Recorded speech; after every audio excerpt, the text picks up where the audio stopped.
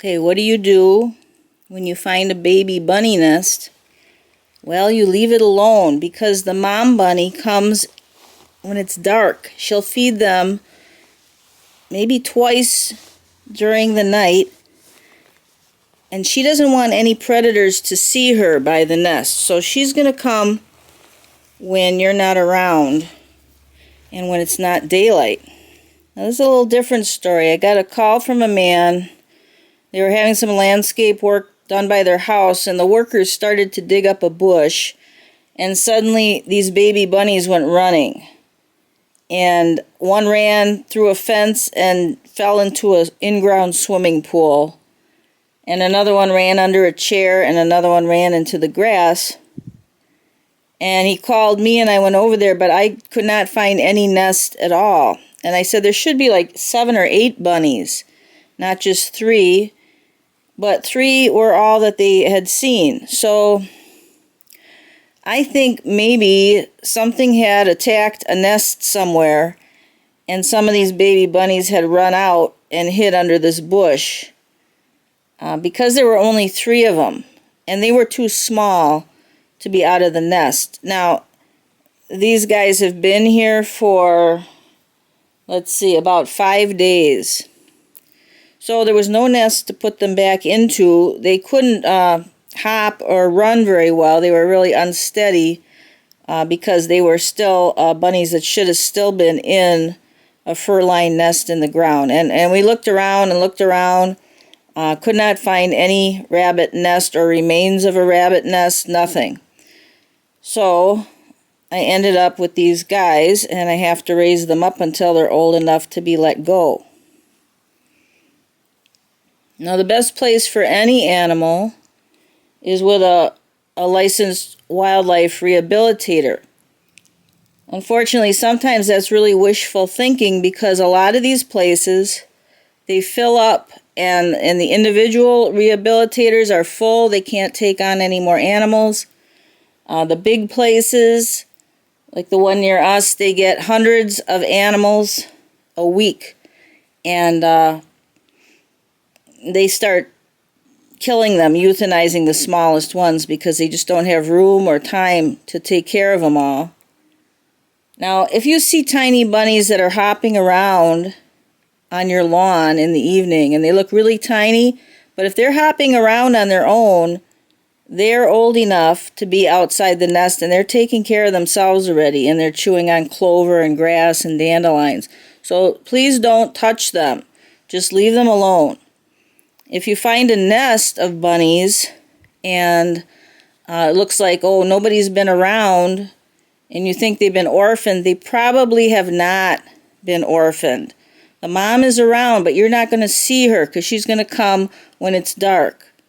Now, if you want to make sure, you can lay some sticks, some real thin twigs over the nest in a tic-tac-toe pattern, like a grid pattern. Make a grid of these of twigs, or even you can use some bright colored yarn or something. And then the next morning look and see, and if it's in a little bit different position or some of it's been shifted, then you know the mom was there, and she's probably going to be there. Okay, so don't touch those bunnies.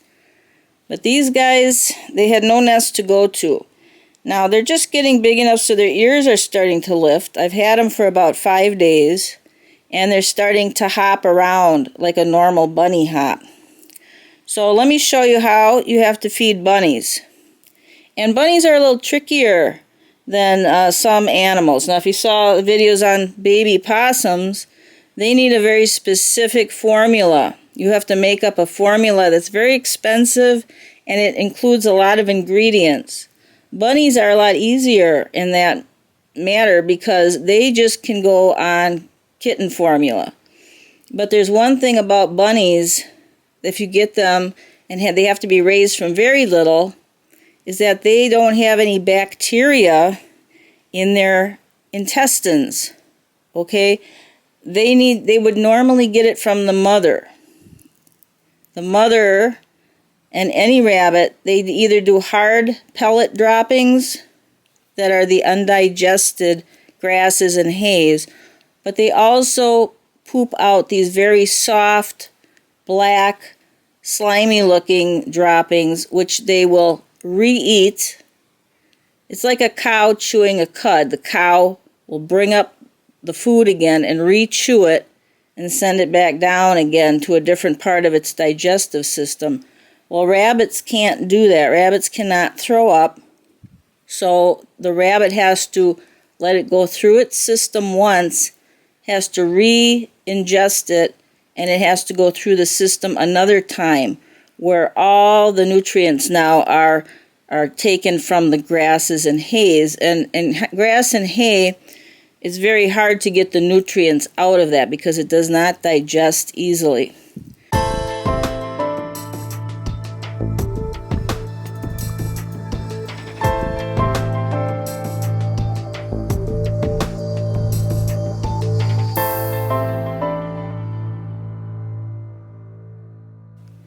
And I have to mix a little of them into the formula, and that's going to put the good bacteria into their digestive systems. And it's not always easy to get those from a bunny because they are grooming themselves, and suddenly they'll be licking their private areas and ingesting these right as they come out. But I'm going to have to try and catch one in the act of doing it and try to startle them a little so that I can get them. And I don't know if I'm going to be able to do that. Now, they might have gotten some from the mom already. I'm not sure.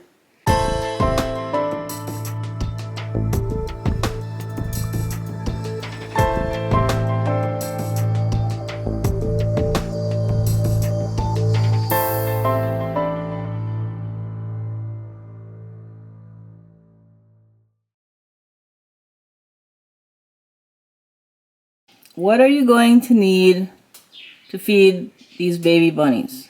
First of all, you're going to need some distilled water. Don't use water from the tap. Don't use water that has chlorine in it and well water. Don't use that either. The mother's milk is pretty pure coming out of the mom.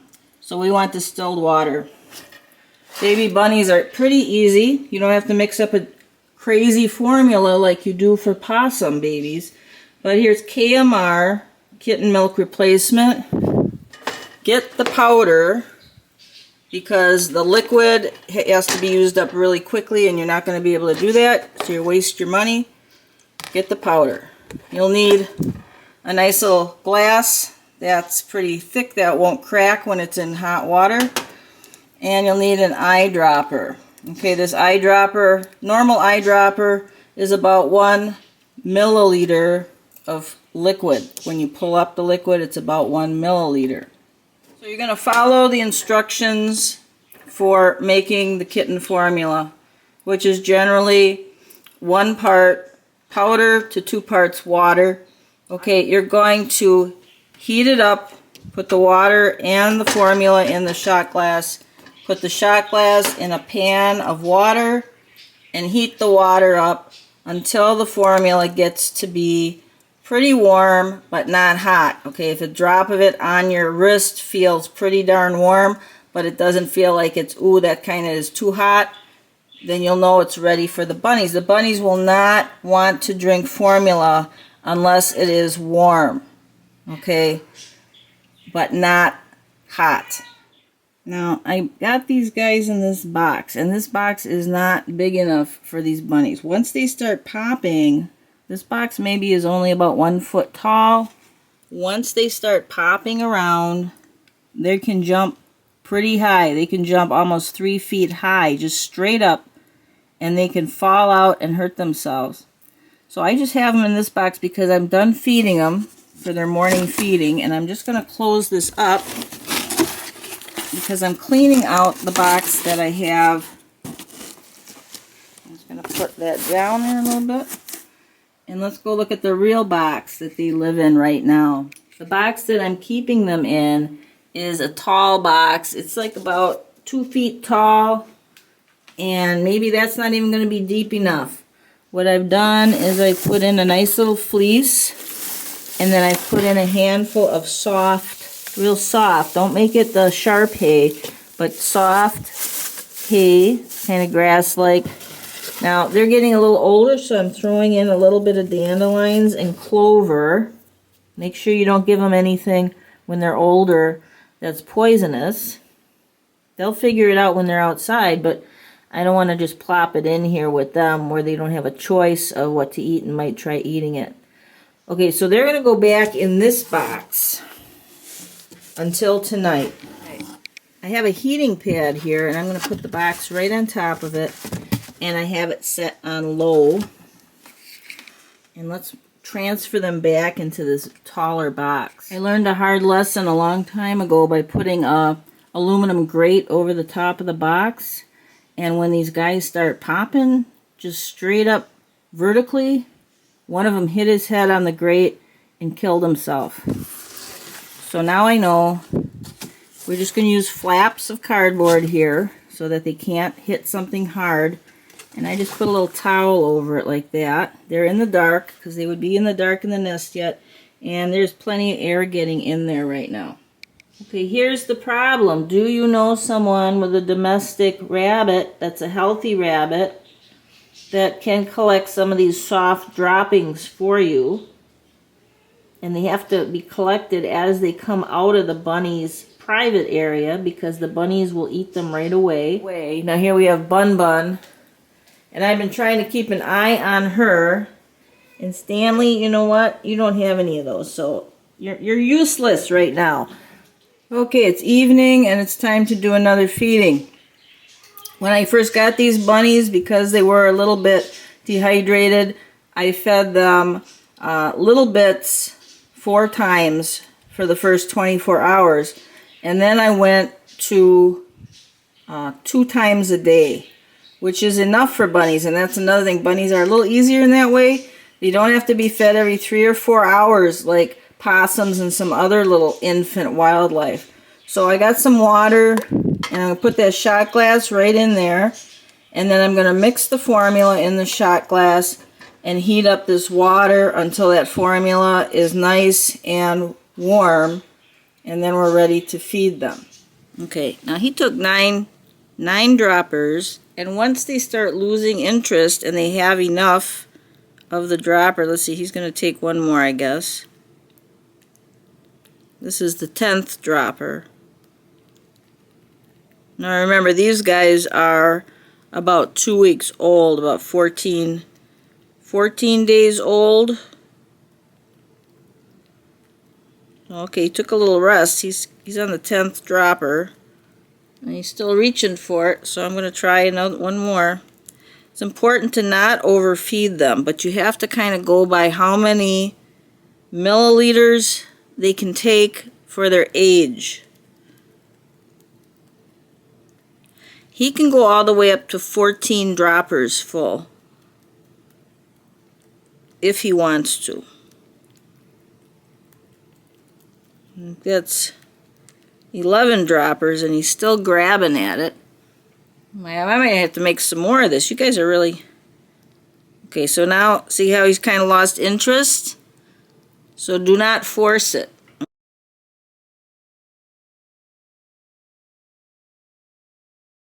Okay, so he went 11 droppers full. Now, these guys are so big already, and they're moving around. They're peeing on their own.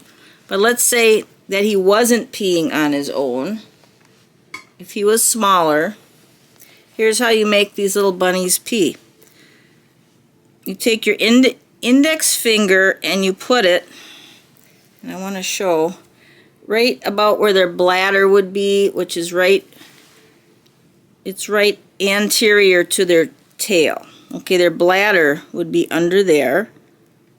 Alright, and you kind of just press slightly, very slightly.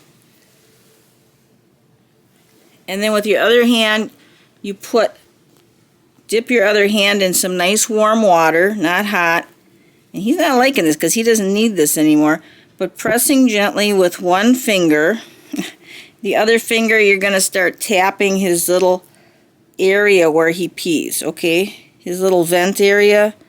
And your finger's all wet and warm. This is what the mother'd be doing with her tongue. And you do it for about 30 seconds if you have to. You have to be careful you don't hurt their backs. And he would pee out, and he's not peeing out because he's peeing on his own. But that's how you would do it if you had little tiny bunnies that are less than 2 weeks old or their eyes are still closed. Now remember, these guys can leap already. So let's get the next guy out. We got 3 of these little guys to do. This guy was eating really good and he's peeing on his own. And I'm going to put him in a different box so I don't get these guys mixed up. You would not want to give food to the same rabbit twice because you could kill them doing that. Holding him in a C up against yourself, like a little cup of your hand. Your hand is a little cup and his head is out, and you want to feed him when his head is up. Now let's take a look at this guy, because see now how he's not wanting to take it yet. But what you do is put it gently, just the end of the thing, the end of the dropper in the corner of his mouth, and kind of jiggle it a little. I'm trying to get the response for him to start making a chewing motion. And there he goes. Okay, come on. You got about 9 or 10 dropperfuls to drink here. Try it again, come on. Sometimes they're a little sleepy because they've been sleeping. Here, come on. There we go. Let me try getting you a little more upright here. They're used to feeding in an upright position.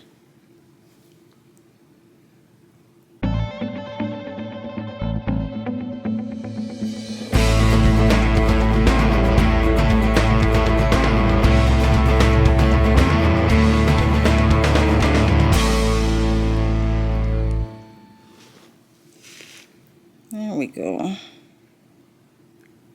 Come on, baby.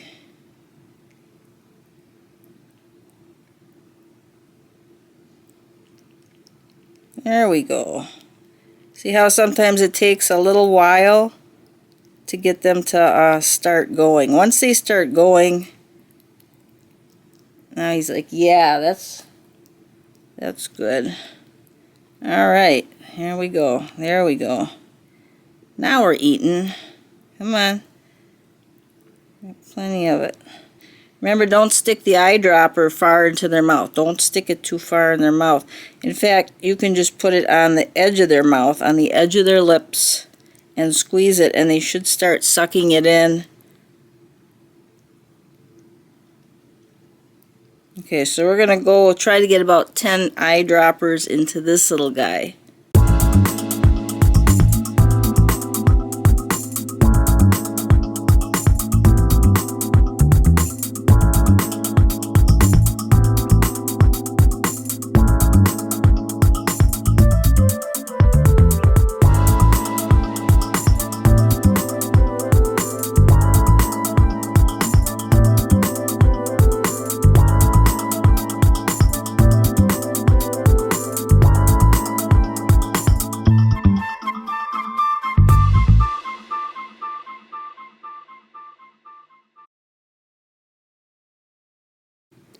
And as long as they keep eating like this, that's good. But if they stop for a little while, give them a tiny rest. Rest for about 30 seconds. They might just need some time to settle it in their tummy. And you try to do this in a room that's real quiet. And they're used to me talking, but any little scratching noises or noises, television bumps, makes them nervous. That's just part of their... That's part of the way bunnies have to be if they're going to survive outside. They have to be very aware, and they have to be very scared when they hear an unusual noise. So he's back in his box. You can see how they're moving around. Now he can go right underneath there.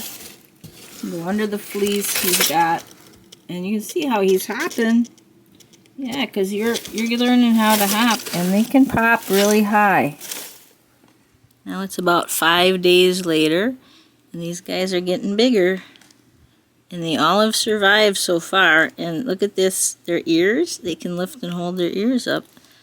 Now it's good to not handle bunnies too much. You want to keep them as wild as possible because they're going out where it's dangerous and they have to be real jumpy. Okay, they're not going to be jumpy if you're handling them and petting them all the time. So it's time to feed this guy. And these guys they're really sucking down the formula.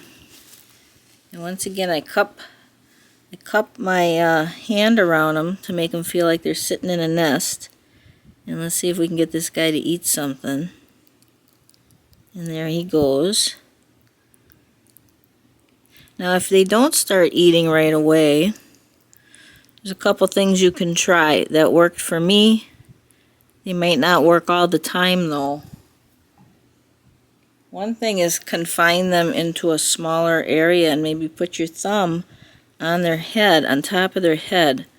In the nest, when the mother comes to feed them, she doesn't crawl into the nest with them. She kind of just sits on top of them like a chicken sitting on eggs, and then they reach up and they feed. So sometimes by elevating their head up a little bit, so they're looking upwards a bit, they might get him to eat more. Now he sees this camera light and this camera, so he's not sure what's going on. This camera's only about 6 inches away from his face. But he's going to eat. Another way is if they don't eat right away, maybe wait 1 hour and then try it again. Maybe they're just not hungry enough. I had one little guy here that would not eat, and I would wait an hour and then bring the formula back again, warm it up again, and then he was hungry and then he'd eat. So it was just that he wasn't feeling like eating. Now stroking them on top of their head like this too, a little bit of pressure might get them to eat. Wiggling this little eyedropper on the side of their mouth sometimes will make a rabbit start to make a chewing motion. Okay, so I'm going to finish feeding him. He's up to about 22 eyedroppers full. And then I'll show you the setup I have for them now.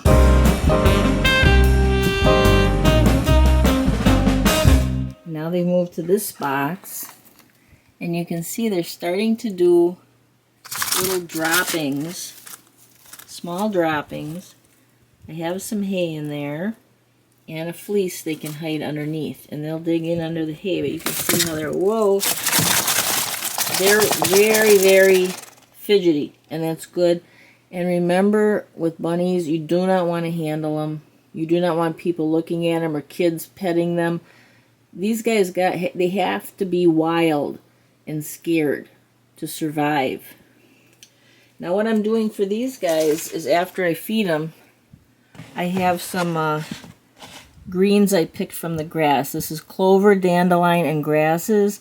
And make sure it's nothing that has any pesticides on it or other things. Don't just take it from a roadside or a park. So we have a lot of things. We don't want to give them leaves that are toxic. But there's clover, dandelions, and grass. So I'm just going to sprinkle this in here. About half of this. And I have already rinsed it with some water. I'm just going to throw it in around there. And then we're going to close up this box with a window screen. This is what you have to use. You can't use a board. We want to give them some light. We want them to get used to daylight and nighttime. So a change in the light. But you have to have something that when they're going to bounce up, they're not going to get a concussion and kill themselves. They can jump almost 3 feet up. Some of them can jump 3 feet up. Just like a spring, they can bounce right up. So I have a window screen that I took out of our screen door, and I'm just using it temporarily on top of this box so that they're safe and they can't hurt themselves. And now I'm just going to leave and let them sleep, and maybe they'll munch on those greens during the day.